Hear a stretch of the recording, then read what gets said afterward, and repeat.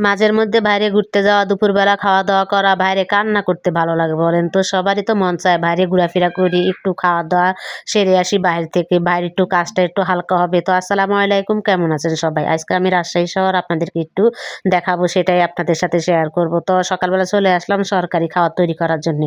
রুটি, আলু ভাজি। এই যে রুটি করে নিচ্ছি, রুটিগুলো আগে করে নিয়েছি, এখন ২-৩ টা তেলে ভাজি করে নিচ্ছি। সবসময় আমি রুটির খামির করে তারপরে আলু ভাজি করে থাকি। তো রুটির খামির করে আলুগুলা ভাজি করে নিয়ে নিয়েছি। তারপরে আমি রুটিগুলা সুন্দর মতন মানে বেলে নিই। বেলে তারপর রুটি করে নিয়েছি। সাথে ২-৩ টা তেলে ভাজি করে নিয়েছি। তো রুটি, আলু ভাজি করা হয়ে গেছে। আমি কিন্তু খেতে বসে গেলাম। সবাইকে অলরেডি আগে খাইয়ে দিয়েছি। তারপরে আমি খেতে বসে গেলাম। তো এই যে খাওয়া-দাওয়া শেষ করে কিন্তু দুপুরকার রান্না করতে যাব। আজকে সকালে কিন্তু আমাদেরকে ব্যাংকে যাওয়ার কথা ছিল। তো আমি কি করতেছি, তাড়াতাড়ি করে কাজগুলা সেরে নিচ্ছি। তারপরে শুনতে পাচ্ছি আপনাদের ভাইয়ার অফিসে মিটিং আছে। আমাকে বলল যে, "আজকে আমার মিটিং আছে। আমি মিটিংটা সেরে নিই। তুমি এখান দিয়ে বাড়ির কাজগুলা সেরে নাও।" তো আমি সকালকার নাস্তা সেরে তারপরে দুপুরকার রান্নার জন্য চলে গেলাম। শুটকি দিয়ে কলমি শাক রান্না করব। কলমি শাক, আলু কেটে রেখে দিয়েছি। এখনো ধুই নাই, কিন্তু শুটকিগুলো আমি তেলে চাপিয়ে দিয়েছি, পরে ধুয়ে নিব। তখনই আমাকে ফোন দিল যে, "তুমি রেডি হয়ে ছেলেদেরকে নিয়ে চলে আসো, আমি অফিসে আছি।" তো আর কি করব, শুটকি যেভাবে রান্না করতে নিয়েছি সেইভাবে চুলার উপরে রেখে কিন্তু আমি বের হয়ে গেছি। শুটকি তেলের মধ্যে রাখা আর চুলার উপরে ফ্রাই প্যান রেখে আমি বের হয়ে চলে আসলাম। তো এই যে যেতে যেতে একটু ভাবছি আপনাদেরকে একটু ভিডিও করে দেখাই।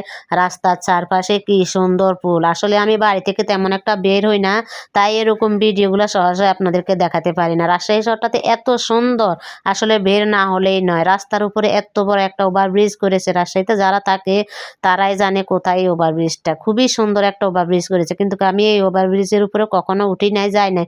কিন্তু আমি রাজশাহী শহরে ২০ বছর ধরে বসবাস করতেছি। যাওয়ার পথে আপনাদেরকে রাস্তার চারপাশে একটু ভিডিও করে দেখাচ্ছি। দেখতে পারতেছেন কি সুন্দর লাগতেছে। রাস্তার চারপাশে কি সুন্দর লাইট লাগিয়েছে। বিশেষ করে রাতের বেলাতে সিনারিগুলা বেশি সুন্দর লাগে, দেখার মতো। তবে আমি তো বের হই না, তাই রাত্রে সিনারি আর আপনাদেরকে দেখাতে পারলাম না। তো এই যে দুই পাশে কি সুন্দর লাইট লাগিয়েছে। তো চলে আসলাম ব্যাংকে। ব্যাংকের কাজ সেরে কিন্তু দুপুর হয়ে গেছে, খাওয়া-দাওয়া করতে হবে। তো আমার বড় ছেলে বলছে আজকে কিন্তু চাইনিজ খাবো। তো ছেলেদেরকে নিয়ে চলে গেলাম চাইনিজ খাওয়ার জন্য মাস্টার শেফে। আসলে আমি কিন্তু চাইনিজ তেমন একটা পছন্দ করি না। কিন্তু কি করব, ছেলেদের পাল্লায় পড়ে আজকে আমাকে চাইনিজ খেতে হবে। কিন্তু আমার বাংলা মানুষ, বাংলা খাবারটাই পছন্দ করি।